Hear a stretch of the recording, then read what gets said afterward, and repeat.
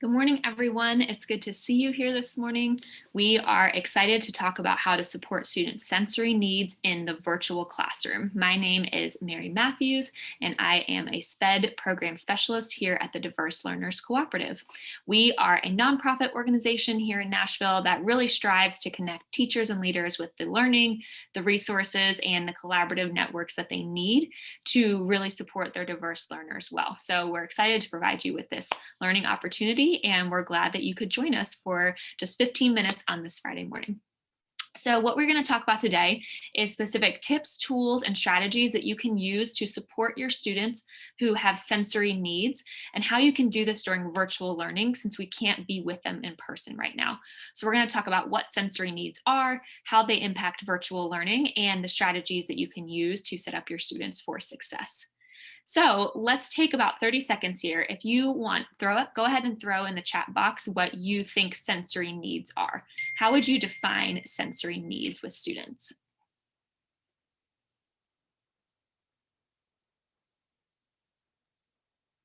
Yep, we see physical needs that your body has to feel regulated or safe in your space, ways students take in their environment, things they need to help them better interact with the world, inputs, outputs, avoiding sensory overloads. These are all great chat responses, so thank you for putting them in there. As we know, our brains continue to develop all the way through our mid-20s, and during that time, our central nervous system takes in information from our different senses. So whether these are the traditional five that you might be familiar with, like smell, sight, touch, hearing, and taste, or the additional three that we're showing here in this diagram: proprioception, vestibular senses, and interoception senses. These ones can really help you figure out how your body moves within your environment or the world around you, and takes in that input in order to make you feel just right in your environment. We know that all of these senses help to develop our gross and our fine motor skills, which contribute to how well we can engage with our learning environment, especially in schools. Now, we can see that students who have different sensory needs interact differently with their environment. And so we might see what that looks like in the physical classroom, but have a harder time understanding what that looks like in the virtual classroom. So when we dive a little bit deeper into these different needs, we can learn about vestibular senses. So this is the sense that detects movement through some sensory receptors that are in your inner ear. So these are the ones that really help you to figure out how to control your body. So that looks like your sense of balance, how you move your body through space, the speed and direction. So students who might have had vestibular needs or had trouble with these types of senses may look a little bit clumsy, or their speed may not match the environment. So they might be walking too fast in the hallway or too slow around the classroom, different things like that.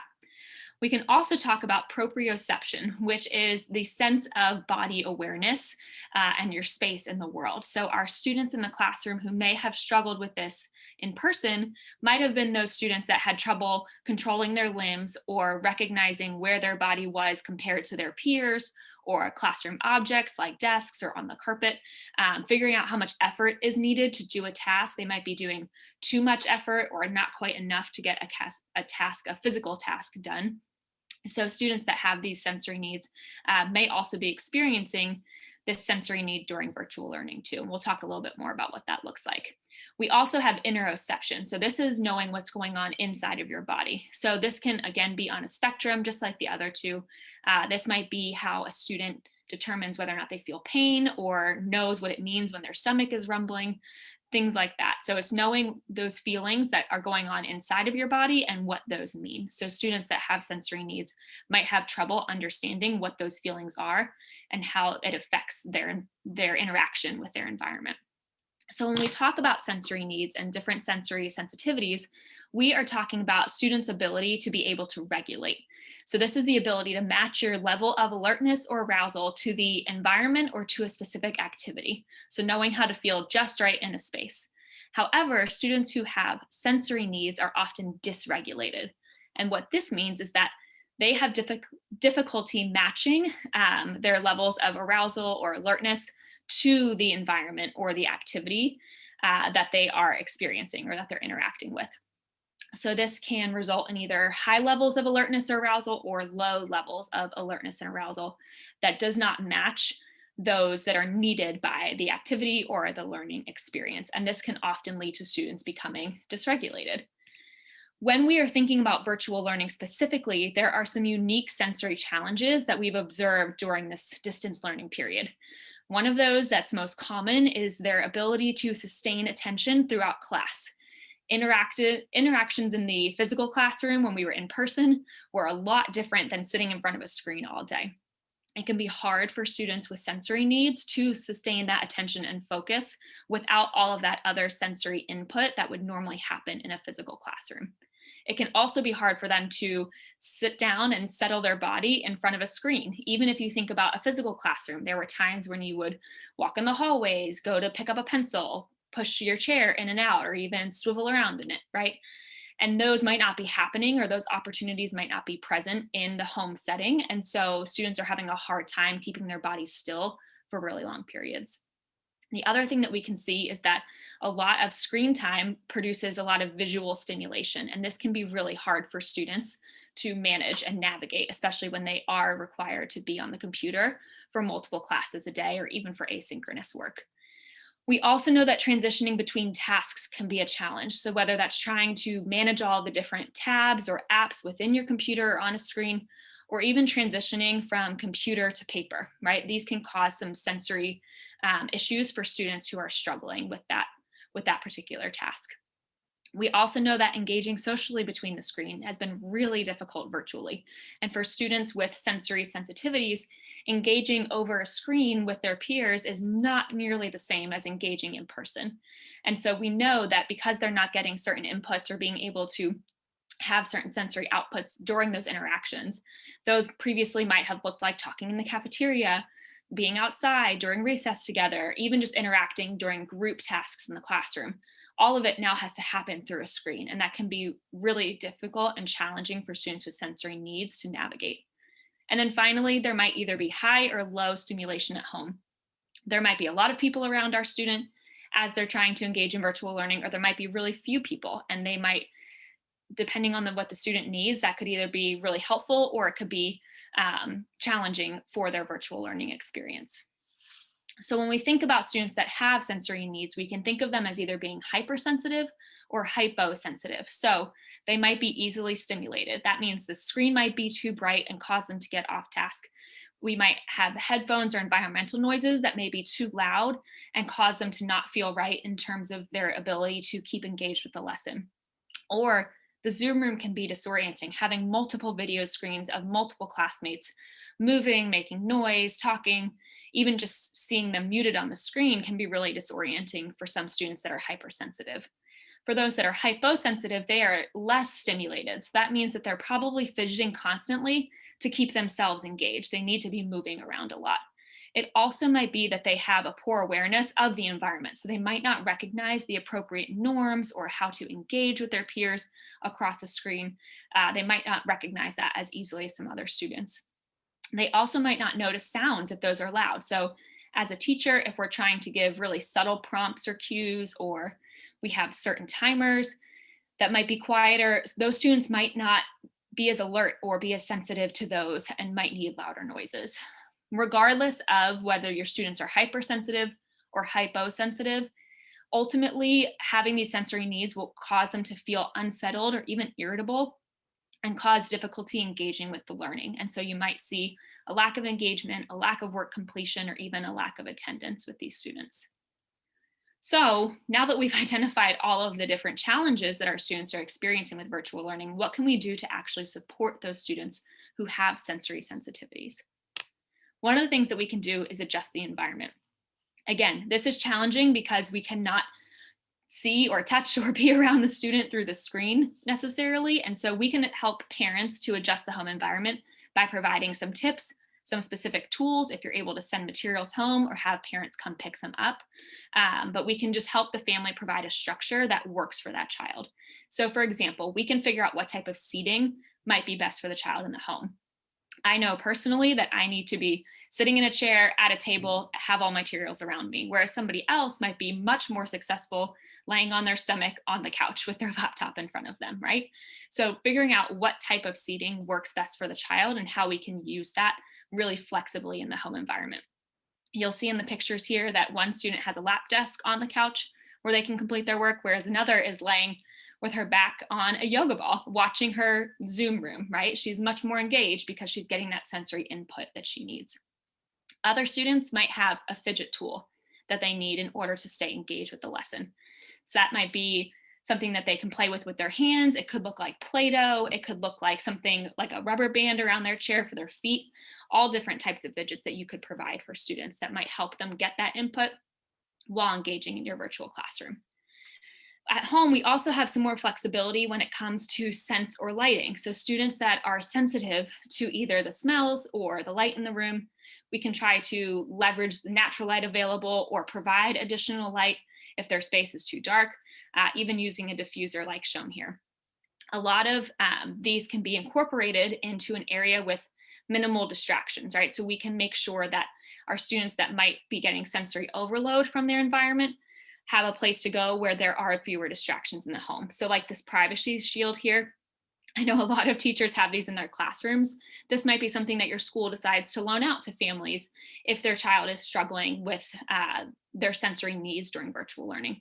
It can also be as simple as having something for oral sensitivity, right? Chewing a piece of gum or having water nearby can be enough input to help a student feel just right in their learning environment.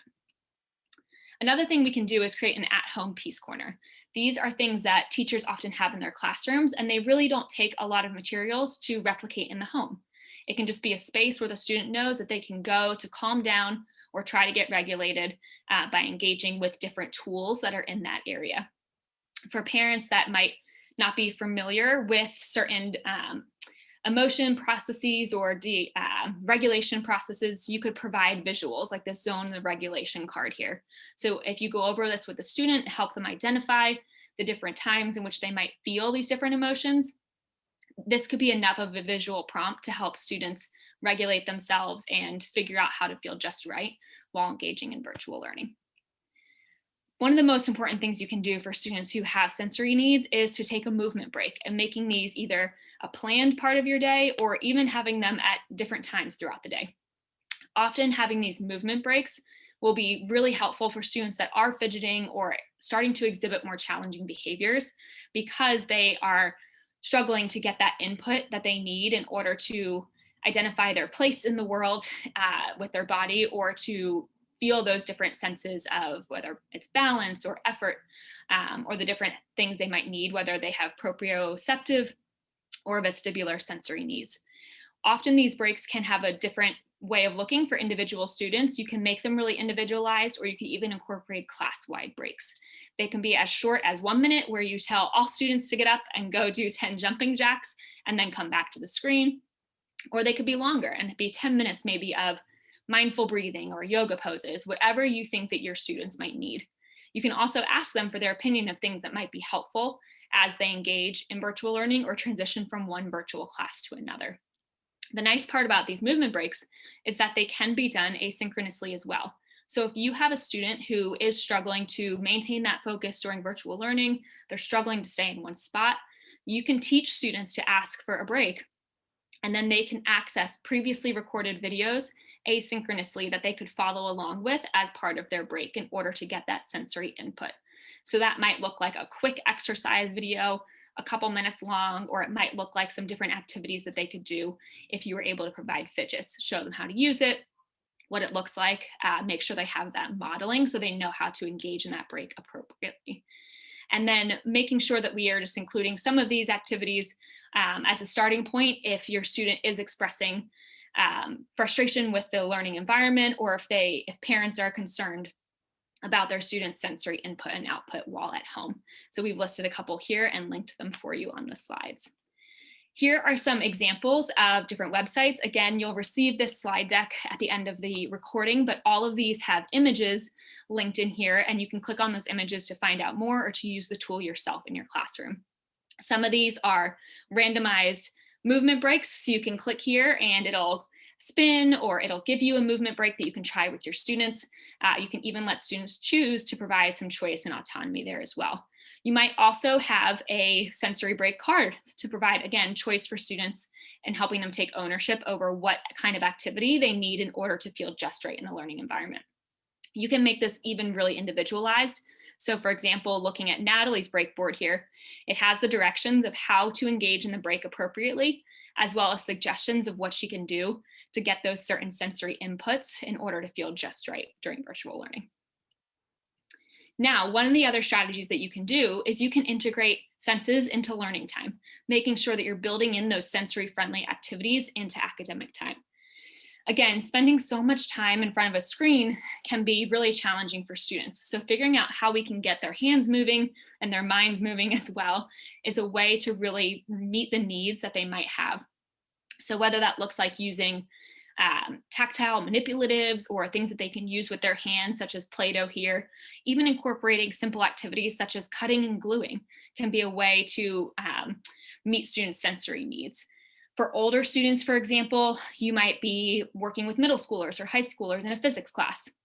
One way you could meet sensory needs would be to present the context virtually over the screen, and then you ask them to apply the content to something in their home environment. So go test out a theory or that sort of thing to get them moving and to get them engaged and hands-on in their learning. Finally, we can leverage the tech. We have so many tech resources available to us that can help to mitigate student sensory needs or challenges in the virtual learning environment. So it's really important that we leverage these. For example, something as simple as adjusting the screen brightness or providing blue light glasses can be a way to help students not be as sensitive to those different stimulants. We can also ask students to pin the speaker video.